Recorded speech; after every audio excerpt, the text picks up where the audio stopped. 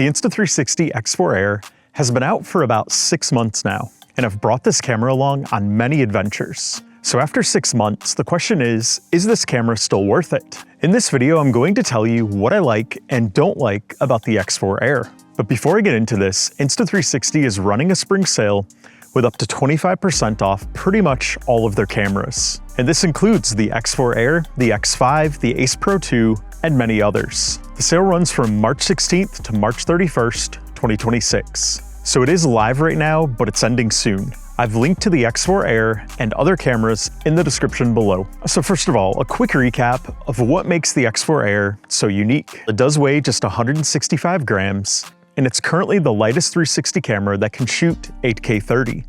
So this camera is very portable, and that is definitely one of the things I like about it. The X4 Air also has replaceable lenses.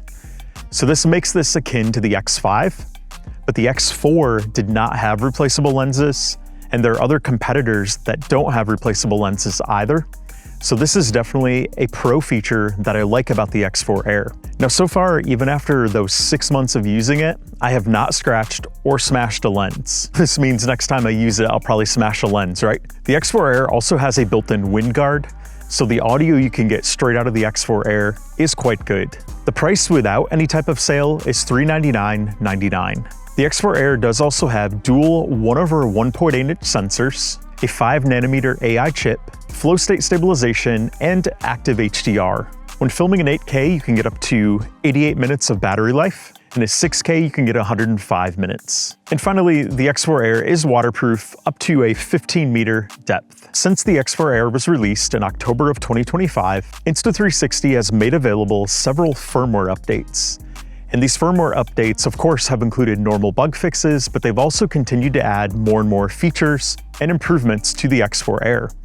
In addition, the Insta360 app has continued to add more and more features and options as well. So this is definitely in that pro category. Insta360 doesn't just release a camera and then leave it at that. They're constantly pushing improvements and more options.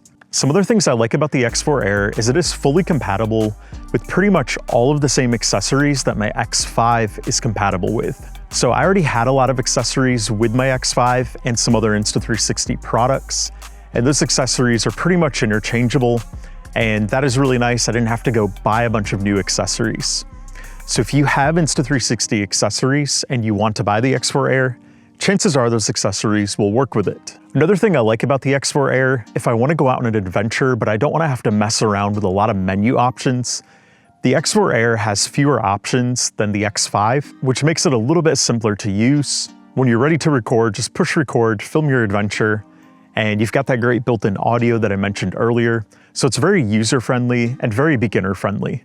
So if you just want a simple camera to capture great footage in the daytime, the X4 Air is going to do a great job with that. And speaking of good daylight, that active HDR, that is really good for anytime you're out in bright sun, but you're also going through shade. So if you were walking along a path in the woods, if you were at a beach along cliffs where you've got shadows, anything like that, that active HDR mode on there is a really nice feature. It's going to give you footage that has a nice balance in both the shadows and the highlights without one of those being blown out or underexposed. And the dual 1/1.8-inch sensors is a huge upgrade over the X4. The X4 only had dual 1/2-inch sensors, so the sensors on the X4 Air are much larger than the X4. Now these sensors are smaller than the sensors on the X5. They are quite a bit smaller, but what I have noticed during the 6 months of using the X4 Air is if I'm filming in good daylight during the daytime, there's very little discernible difference between the X5 and X4 Air footage. But where you're going to start to see the difference is if you're filming in low light. One of the cons of the X4 Air is it does not have a dedicated pure video mode. So if you want to film in low light, you are going to have to key in manual settings, and for best results, you are going to have to use a gimbal. Now I do have a video where I shared the settings that I use in low light, and it is possible to capture some great footage with the X4 Air in low light, as long as you use the proper settings and techniques. I'll link to that above if you'd like to learn more. But if you really want to film in low light often, then I do recommend paying the extra price for the X5. The X5 Pure Video Mode is going to get you a lot better results without having to use a gimbal. And if you want to use a gimbal with the X5, you're going to get even more incredible results with those manual settings. But the X5 is a must if you're doing low light often. The X4 Air is not going to give you nearly as good of results as the X5. One of the other advantages the X5 has over the X4 Air is it does have that triple AI chip system. And what that does is that delivers approximately 140% more processing power. And where you're going to see those better results is in those trickier lighting conditions, but also the footage when you want to crop it. The footage on the X5 is going to be a little more forgiving with that. You're going to be able to crop it more than you would with the X4 Air. And the X5 is also going to have a little bit better dynamic range, and the noise removal is going to work a little bit better without making your footage look too soft. Those are the advantages of that triple AI chip system. One of the other cons of the X4 Air is battery life. The battery life on the X5 is quite a bit better than that of the X4. If you want to carry around as few batteries as possible, the X5 is going to give you better battery life.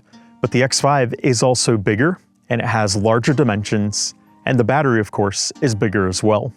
So there is a trade-off there for that larger size. But the bottom line here is the X4 Air does also cost significantly less than the X5. And the X4 Air does pack a lot of features in there that are core features that most creators care about. So the X4 Air does offer you a lot for the money. So from my personal experience, the X4 Air has held up really well physically. Like I mentioned earlier, I haven't had to replace any of the lens covers on there. Everything's great there.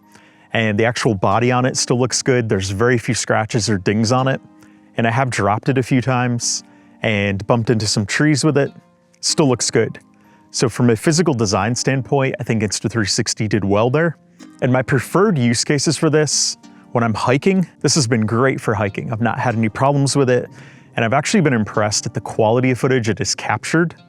Like I said before, a lot of times during the daytime with good daylight, you're hard pressed to tell the difference between X5 and X4 Air footage. The X4 Air footage looks really good. And it's also worth noting I've not had any problems with overheating, anything like that. And I have recorded some pretty long continuous clips with this. And sure, the camera has gotten warm, but that's normal, especially when recording 8K 30, but I've never had it power off due to overheating. So that is definitely a big perk in favor of the X4 Air, especially considering how light and compact this camera is.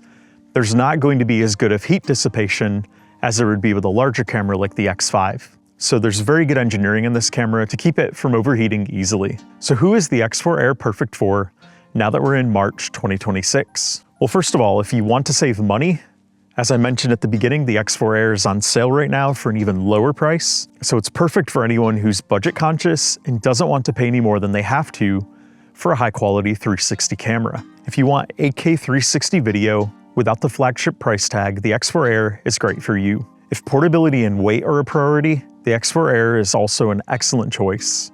And if you're new to 360 cameras, or you just want an easy camera to use, the X4 Air is very beginner friendly, and it's simple to get out and capture a great shot. If you're not shooting a lot of low light footage and you're primarily shooting during the daytime, the X4 Air is a great choice. But I encourage you to consider the X5 if the following describes you. If low light and nighttime shooting are important to your content, the X5 is going to get you much better footage than the X4 Air. If you need that 4K 120 slow motion, you're going to want to get the X5 and not the X4 Air. And if you need that maximum battery life for long shoots, and you don't want to bring along a power bank or extra batteries, the X5 is going to give you a longer runtime than the X4 Air. And of course, if you're a professional creator who demands the absolute best, the X5 is going to give you overall better looking footage and more flexibility than the X4 Air. So is the X4 Air still worth it 6 months later?